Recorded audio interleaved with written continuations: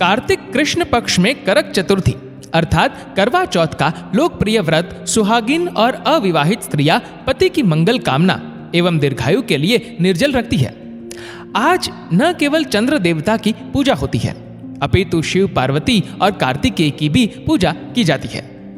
करवा चौथ व्रत कथा इस प्रकार है कि बहुत समय पहले इंद्रप्रस्थपुर के एक शहर में वेद शर्मा नाम का एक ब्राह्मण रहता था। वेद शर्मा का विवाह लीलावती से हुआ था, जिससे उसके 7 महान पुत्र और वीरावती नाम की एक गुणवान पुत्री थी। क्योंकि 7 भाइयों की वह केवल एक अकेली बहन थी, जिसके कारण वह अपने माता पिता के साथ साथ अपने भाइयों की भी लाडली थी। जब वह विवाह के लायक हो गई तब उसकी शादी एक उचित ब्राह्मण युवक से हुई। शादी के बाद वीरावती जब अपने माता पिता के यहाँ थी तब उसने अपनी भाभियों के साथ पति की लंबी आयु के लिए करवा चौथ का व्रत रखा। करवा चौथ के व्रत के दौरान वीरावती को भूख सहन नहीं हुई और कमजोरी के कारण वह मूर्छित होकर जमीन पर गिर गई। सभी भाइयों से उनकी प्यारी बहन की दयनीय स्थिति सहन नहीं हो पा रही थी। वे जानते थे वीरावती जो कि एक पतिव्रता नारी है, चंद्रमा के दर्शन किए बिना भोजन ग्रहण नहीं करेगी, चाहे उसके प्राण ही क्यों ना निकल जाए। सभी भाइयों ने मिलकर एक योजना बनाई जिससे उनकी बहन भोजन ग्रहण कर ले।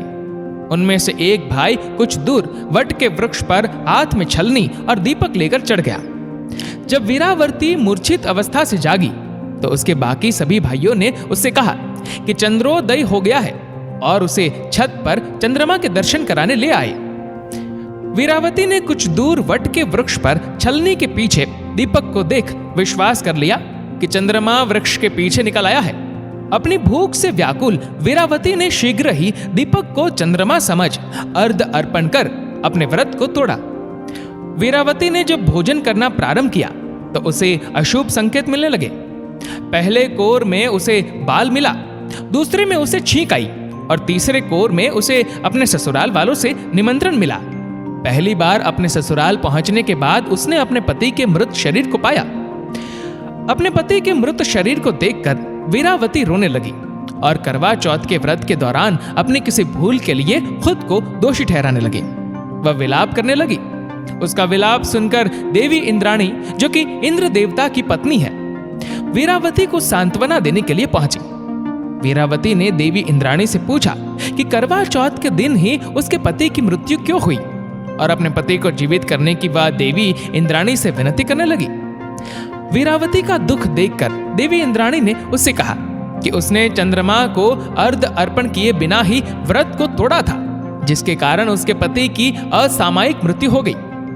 देवी इंद्राणी ने वीरावती को करवा चौथ के व्रत के साथ साथ पूरे साल में हर माह की चौथ को व्रत करने की सलाह दी और उसे आश्वासित किया कि ऐसा करने से उसका पति जीवित लौट आएगा।